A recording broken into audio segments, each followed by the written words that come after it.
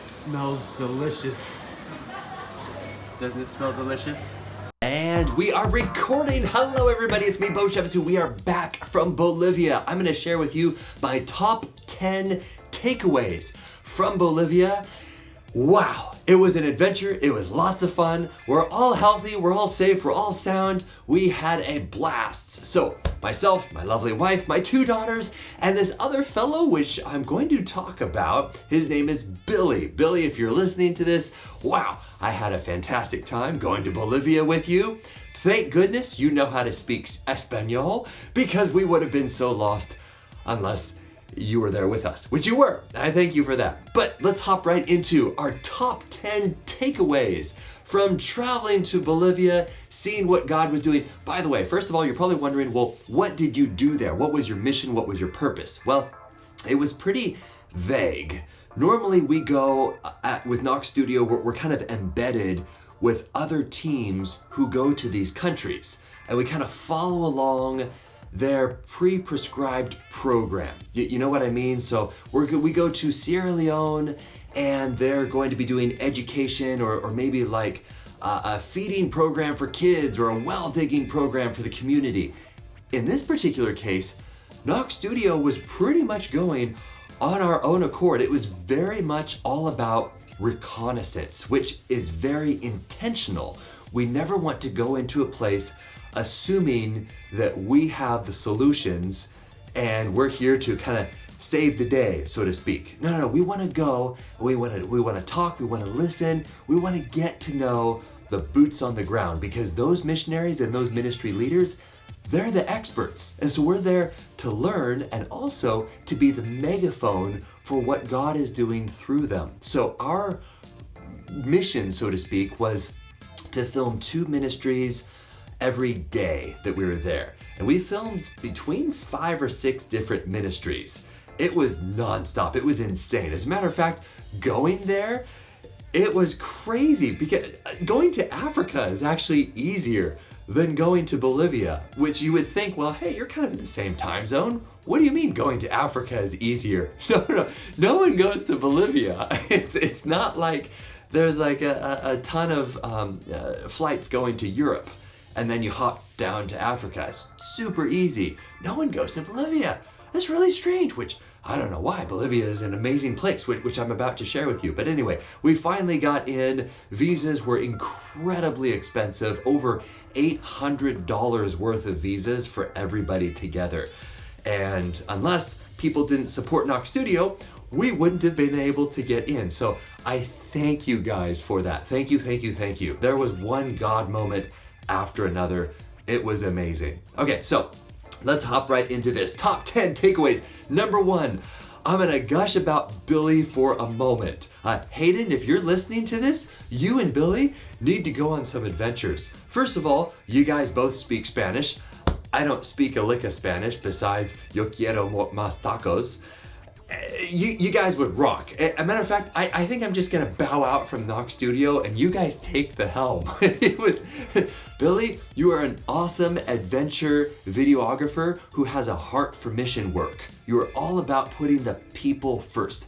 I've been embedded with a lot of videographers, and they get so wrapped up in getting the shot that they forget to get to know the people. You know what I mean? And so I thank God for placing you in my life. Sarah, Billy's wife, for those of you who don't know Sarah, do all you can to get Billy out of the building. This guy is an on-fire missionary, okay? So anyway, that's number 1. My number 1 takeaway, absolutely. Billy's gotta do more of this stuff, all right? Okay, number 2, children. Now I went with Lucy and Penny, and I used to always be like, no, I'm gonna go by myself because that's more economical, right? You know, one plane ticket is obviously much cheaper than bringing along 2 of my children and my wife, which, by the way, we paid their way. So don't think that Knok Studio is funding a vacation for the whole missionary family or the whole Chevisu family.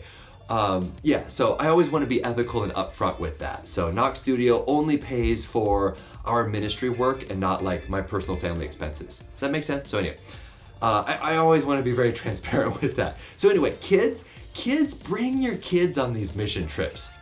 It will make it more stressful for you, and you're like, oh man, I'm not gonna be as effective, and it's not gonna be as inexpensive.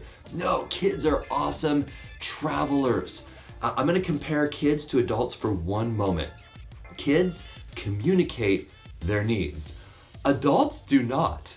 Me, if I'm hungry, I'm just gonna not say anything. I'm just gonna be like, no, I'm gonna power through. If I'm sleepy, I'm not gonna whine. I'm gonna power through. Which is why when you look at statistics as to the age demographic of those who survive out in the wilderness, kids under 9 years old have an exponentially higher chance of surviving in the wilderness than kids over the age of, I think, 9 or 10. Because when kids need something, they react. They listen to their bodies more. Hey, I'm hungry. I'm gonna tell people I'm hungry. And so you can kind of tune them up and they're good to go. They're great travelers. If they're sleepy, they're gonna curl up in a ball and they're gonna sleep. Adults don't do that. So kids are amazing travelers and amazing missionaries. They made good friends there. They made friends with all the dogs. They saw little lovebirds. They saw little army ants going across, carrying their leaves. I could go on and on, but anyway, children, they're great travelers. Number 3, Santa Cruz. Santa Cruz is where we were at. It's a big city, about the same size as Guatemala City, so about 3 million people. They have an incredible cuisine. And I know we Americans love to talk about food. Well, guess what? They love to talk about food also. When I go to a lot of these Central American countries, this is my first South American country that I've been to, but these Latino countries usually have they kind of have their base food. You know what I mean? Like rice and beans, they throw some chicken in there, maybe they'll throw a bunch of corn tortillas, and they have the ability to eat that for breakfast, lunch, and dinner. They just do. Now, there's variety in Bolivia, huge amounts of variety. Now before you get a little ruffled feathers and be like, well, you're saying there's no variety in Mexico? There's variety, but nothing compared to Bolivia. It was nuts. Every single meal was wildly different. So if you're a foodie, go to Bolivia. You will not be disappointed. And in Billy's words, they're carnivores. As a matter of fact, I think a missionary told Billy that. It was like, we are carnivores. they eat a lot of meat. So if you like steak, go to Bolivia. All right, number 4. This is a deep one. Hold on. Don't let unknown restrictions stop you from continuing to live life. Let me break that down. So this was really a side experiment and an unknown on this trip. I wasn't quite sure if COVID restrictions would stop us from being effective. It was a big unknown. No one knows what's going on, and that was my big aha moment. No one knows what's going on. The airlines, they have to act like they know what's going on. They don't. Politicians in these countries, they have to act like they know what's going on. Like, oh, well, this is how we solve this horrible disease. They don't know what's going on. So don't wait until everybody has their life in order. Don't wait until airlines and countries have figured out COVID, because they won't for a very, very long time. So continue to live, continue to press forward. Now, here's a little hint, a little traveling hack. Bank what you can control. So let me use some examples. We missed a flight because there was a plane issue which put us behind. Basically the brakes were done for, they were fried, and they were like, hey, we can't take off. And we were looking at our clock going, we're gonna miss our flight in Panama, which we did. We physically were not in the country when our connecting flight took off. And so what did we do? We went to a hotel, which they put us up in a hotel, and there was a pool down there. We're like, wow, I didn't know we were gonna be in a pool on this trip. We took the opportunity, even though we were exhausted, to go to the pool and swim in the pool for 45 minutes.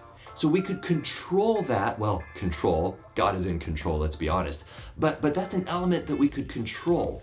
And so when something down the road unexpected happened, again, we had that positivity banked. it was already, we were already setting ourselves up for success. I like to say, when you're doing mission work, if you have the opportunity to take a shower, because you don't know if this is the last shower that you're going to take for a very long time. Same with sleeping. My veteran friends of mine, you guys can sleep anywhere. And I learned that by observing you guys, that if you have the opportunity to sleep. Even if it's in the dirt or on a dirty airport floor, you sleep, because you don't know when that's the last time you have the opportunity to sleep. And then because you have that banked, then you can draw into that positivity, and it's much easier to take on the unexpected when the unexpected inevitably does happen. So it's all about anticipating for the future, which I would define as faith, trusting God that He will make the future work, and also looking to the past and having gratitude for what God has given you. Swimming in a pool, taking a shower, having that quarter cup of coffee before another security personnel comes up to you and says, you can't have that cup of coffee, throw it away. That happened. So I was like, I didn't get to finish my full cup of coffee, but I had a quarter cup and I banked that. And so when the unpredictable happened, I had a quarter cup of coffee in my system. You know what I mean? So control what you can control within reason, and you'll have that banked. It'll make it much easier to take on the unexpected. Number 5, Liz. Liz is an incredible mom. She's so awesome. Despite, her back, I don't know if you guys know, but Liz has a really messed up back, and yet she's out there. She just did a race, multiple races. She's signing up for more races. She is an amazing mom and an amazing wife. She was doing homeschooling with kids, Lucy and Penny, there in Bolivia with no Wi-Fi on the first day of school. The first week of school. Who does that? My wife does that. And my kids knocked it out of the ballpark. There's this great picture of them sitting there, and they're all doing their homework, and there's this little girl who doesn't speak a lick of English, and she's sitting there with them, doing school right next to them. That's so cool. Speaking of school, my little girls did a Sunday school in a church. No one spoke English in the whole Sunday school, and yet they went with the flow. They did coloring, they laughed along with them. Anyway, I'm very proud of my girls who are listening right now. So anyway, I'm gonna continue to this, because this is one take here. I'm not gonna edit any of this. Well, maybe I'll throw photos in here. But we're gonna go on to number 6, okay? Meeting Gabriella at the airport. This is an interesting one. This was like the very last thing. And I like to say that the mission trip does not end when you get on the plane. Nor does the mission trip begin when you step off the plane. We are Christians everywhere we go, even if you are at the airport. So have grace to the TSA people. Have grace to that person next to you who's stealing your armrest. Or have grace for the person who leans forward and now your knees are smashed up against. So in this particular case, Gabriella, she was a gal who we met in Panama at the airport. And she said, in very broken English, she said, I am going to Washington. We're like, wow, well, we're going to Washington too. We're probably going to be on the same flight. And then she said, well, yeah, specifically, I'm going to a city called Lake Tapps. Lake Tapps? That's like 7 minutes down the road from where I am right now. What the heck?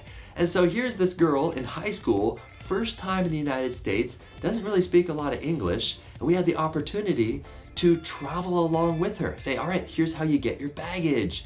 Here's how you find the next connecting gate. And we went all the way with her to baggage claim, where we could hand her off to her hosts. And now we have her WhatsApp number, and Liz has been texting her back and forth. And she's gonna be here for several years. So how cool is that this gal from Panama, her first experience as a teenager here in the United States, her first experience is with on-fire Christians who are willing to help her along.